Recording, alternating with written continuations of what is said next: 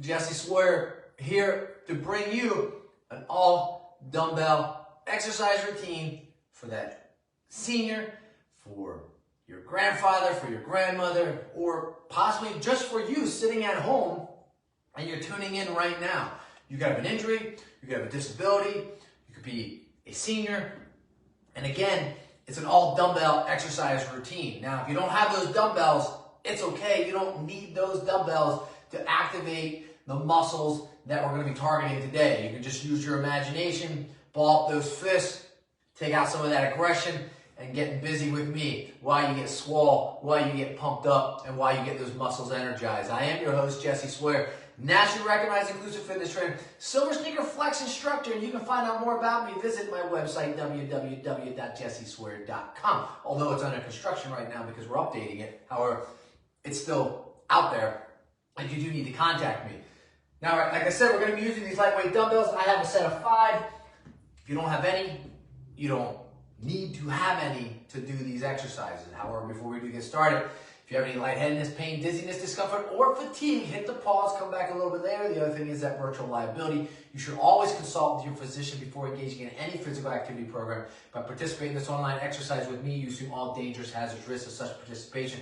Exercises demonstrated by the instructor in this online class can be demanding. If you're unable to safely perform these exercises, please modify them or choose a different set of exercises. Number 2, I can't see you, so please pay attention to your form, pay attention to mechanics. If you are in that seat, try to sit up as far as you can on the edge of that chair and give yourself some room between that exercise chair and your back so that there is a gap so you're engaging the core and engaging your back muscles as well. Tuck the belly, tuck the tailbone. 3, breathe, inhale, exhale. 4, pay attention to the rate of perceived exertion is a 1 through 10 because we are in the standing position and we are using lightweight dumbbells, so we're going to have a little bit of mechanical tension or even that mechanical overload as we do these exercises. And then 5, hydrate, hydrate, hydrate. Let's get started. So if you're in that seat, if you're in that standing position, toes over knees, knees over hip, arms down to the side, neutral position, we're just going to engage the trap. 2, the trap gets overused a lot. 3, to hold the head up. 4, that is not the goal 5 of the trap. The trap is meant to hold the glenohumeral joint in the socket, and that's the ball and socket of your shoulder. Let's go 2 more. 1 and 2. Drop those hands down to the side. I'm just going to grab it just like this, and I'm going to do a little bit of pendulum. Again, I'm trying to retrain the trap to do its job so it holds that ball and socket, that glenohumeral joint, in place. Reverse it. Excellent job. Looking good. And then we're going to work on some mobility. So when I say mobility, I'm just going to take the weight nice and tall, and I'm going to just push back. Stopping right here at my thighs, push back. Or the side of my legs, which would be my abductors, other thighs, push back. Push back. So if you're in that seat, if you have a wheel, or because you have a wheelchair, or you're in a lazy boy, it might be a little more difficult, and you might have to push your arms out a little farther to do this exercise. And if you do, then you're going to put a little more strain on that rotator cuff. Let's do 4 more. 4, 3, 2, and 1. Awesome job. I'm back to that front. I'm going to swing up. I'm going to put those dumbbells in the hand. Nice, good grip, squeeze. What I was about to say is squip. A nice, good squip, but it's not, it's a grip. So if I was in that seat or if I'm in that standing position, I'm going to push my hips back just a little bit. I'm going to push those weights forward. So I'm kind of holding that. I'm engaging my core right now. I'm engaging my lower back. I'm tucking them both so I firm up, and now I'm going to pull back and drive those elbows back and up. So you see they're not coming down like this. They're actually going to stay in this break position.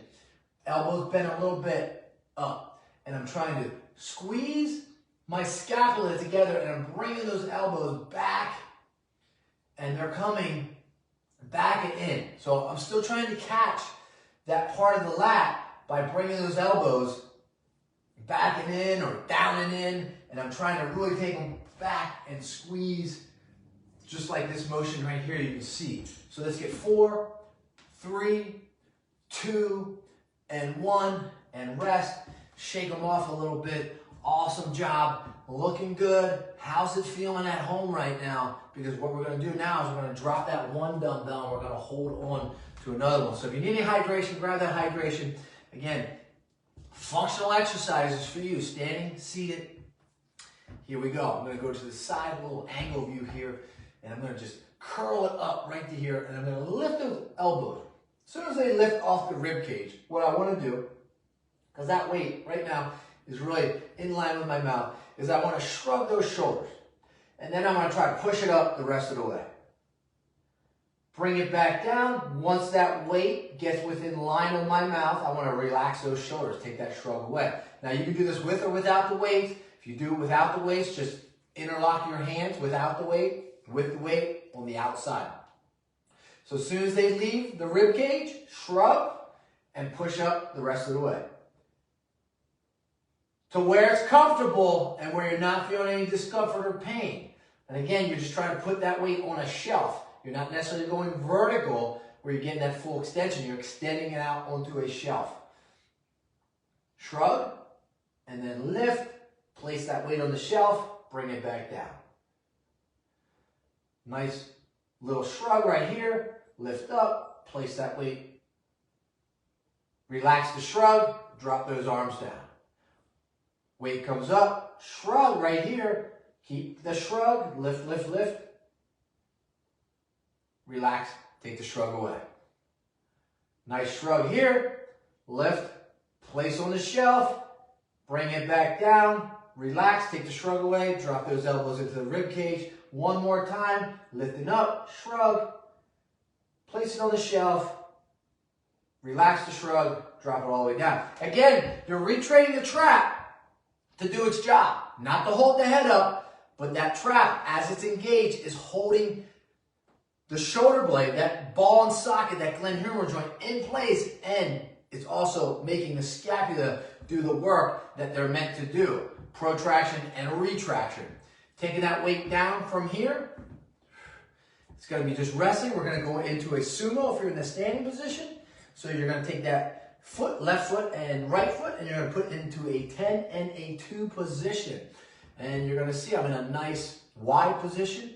Sumo position on a sumo squat is going to work more of the medial glute and the minimal glute. You got 3 parts of the glute, if you didn't know. You got the maximus, you got the medius, and you got the minimalist, or the minimal part of the glute. So I'm going to be in this position, and I'm going to just take this weight. I can take the weight and hold it like this. I can take the weight and hold it like this. Or if I have no weight, I can just put my hands together. Or I can put my hands on my side like this as well. Different variations there. But I'm going to hold my weight just like this, and I'm going to go down. And then I'm going to come on up. Side view of it looks like this.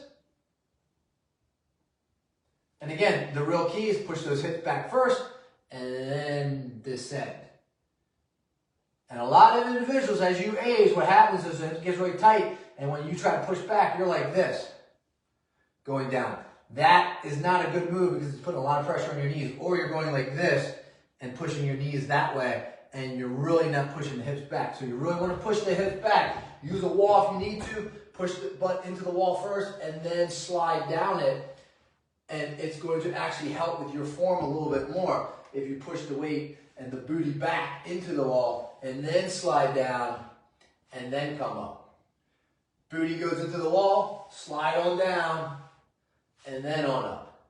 Booty into the wall, slide on down. Feet are still in that 10 and the 2, and then you can stay in this position and you can actually rest your back up against it and still hold the weight either in this position or in this position, and then you're going to come back up. And the goal is to take the weight off the knees and the quads and put it in the medial part and the minimal part of the glute. A few just different exercises right there to show you.